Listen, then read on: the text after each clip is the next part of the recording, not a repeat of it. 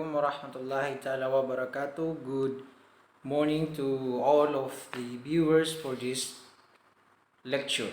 So let's proceed with the behavioral aspect on the Unit 6 for the therapeutic modalities. So this is in response with the trending or changes in our correctional administration which resorted to the inclusion of the therapeutic community on the uh, uh, changes on the formation of our inmates. So, number one is behavior modification. So, paano ba natin maaayos, paano natin may tutuwid yung mga pag-ugali ng ating mga inmates. So, we are talking about the people as a whole. So, behavior modification is a therapeutic approach designed to change a particular undesirable negative behavior.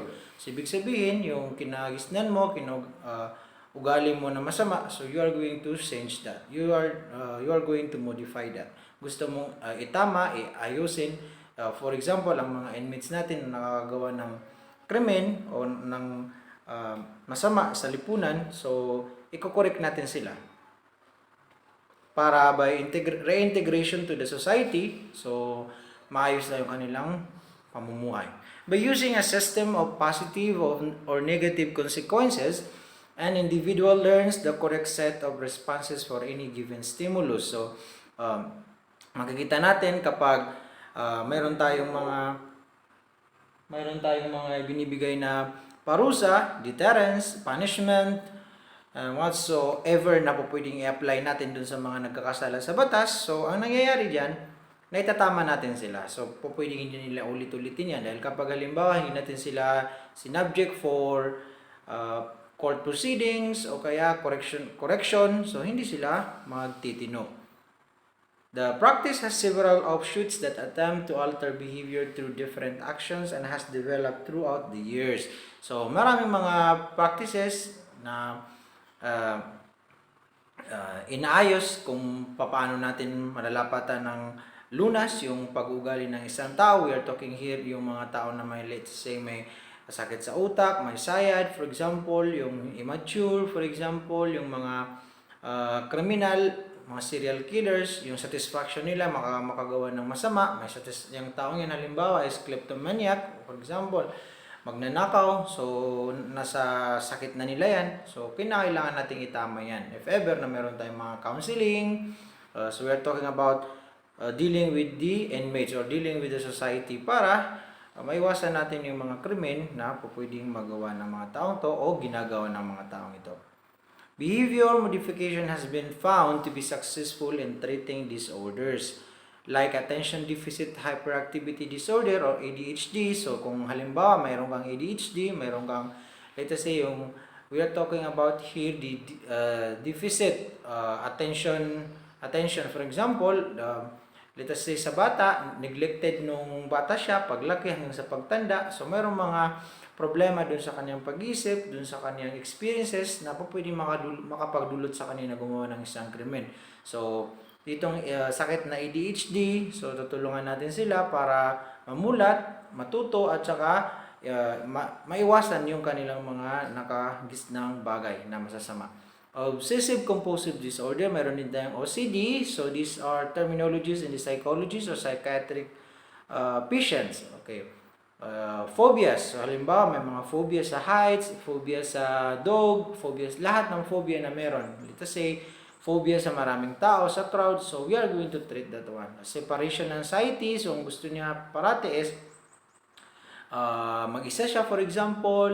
Ayaw niya makisalamuha, ayaw niyang mayroong mga tao na sa paligid niya. So, wala siyang trust, walang confidence sa kanila. So, those are isa yan sa mga dapat nating ayusin. Generalized anxiety disorder o sinasabi nating GAD. So, although we cannot easily understood or understand these terminologies, pero we are going to adapt and identify kung paano natin ito matutulungan. Dahil although you are just a criminology student, in the future you'll becoming a future criminologists. So dapat alam din natin kung paano ang trabaho ng psychologist dahil we are talking and dealing with the criminal offenders. So dapat alam natin yung mga, di ba, pinag-aralan ninyo yung psychology of crimes, kung paano nangyayari ang krimen, anong mga dahilan, anong mga punot dulo, anong mga possible na makakapag-influence sa tao para gumawa ng isang krimen. So dapat alam natin yan. So disruptive behavior and autism. Okay. So may mga hindi pa na well-developed kasi yung behavior natin can be learned, di ba? So autism, yung may mga sakit, halimbawa may mga problema sa kanilang katawan o sa kanilang pag-iisip, and among other conditions, at saka yung mga hindi pa nababanggit. So we are going to treat this behavior sa pamamagitan halimbawa yung mga nagkakandak ng therapeutic community model na kung saan meron tayong mga volunteer katulad sa isang mga organization, sa isang hospitals na pwedeng pumasok, makatulong doon sa ating mga inmates na may mga problema. This isn't quite the Pavlovian dog salivation scheme you may be familiar with. So that's classical conditioning. So yung kinakailangan nating mag-spoon feeding. Halimbawa sa inyong mga estudyante, we are going to spoon feed you.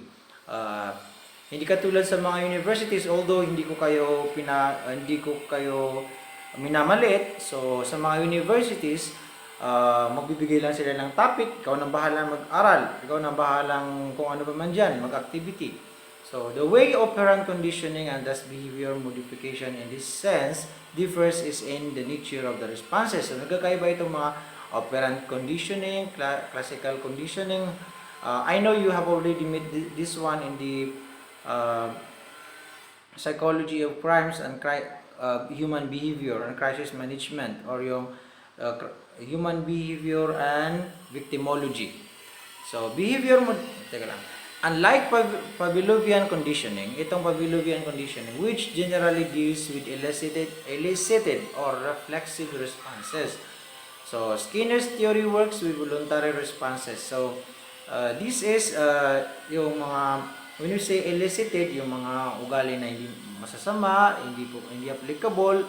So Skinner's theory works with voluntary responses. So merong mga pagkakataon na dito sa mga theory na to, may mga pagkakataon naman na we act on the stimuli base doon sa response na kinakailangan sa isang bagay. For example, di ba, ang responses natin sa isang self-defense, for example, so makakagawa talaga tayo ng krimen kung sa self-defense tayo. So although we talk more on sa mga reasons kung bakit nagkakaroon ng krimen, for example, because of the poverty, because of the influences of the mayroon tayong tinatawag na environment and biological reasons kung bakit nagiging kriminal ang isang tao. So behavior modification is commonly used in schools and at home, as well as in rehabilitation settings. So itong behavior modifications ginagamit sa school, sa paaralan, katulad ninyo, kung paano namin kayo mabibigyan ng maayos na knowledge sa pagiging mas mabuting bata, mabuting tao, at saka mabuting mamamayan, as well as in rehabilitation settings. So katulad halimbawa sa mga rehabilitation center, for example, dun sa ating mga juvenile offenders, juvenile delinquency, halimbawa meron tayong DSWD, bahay pag-asa program, meron din tayong home placement home, tapos meron din tayong daycare center sa mga bata. So di ba, the belief behind behavior modification is that all behaviors can be observed and measured. So ang paniniwala sa behavior modification is lahat ng ugali, behavior, ay po pwedeng ma-observe, matutunan natin at saka po pwede nating masabi, po pwede natin matiyak o ma-detect na yan ay tama ba o mali.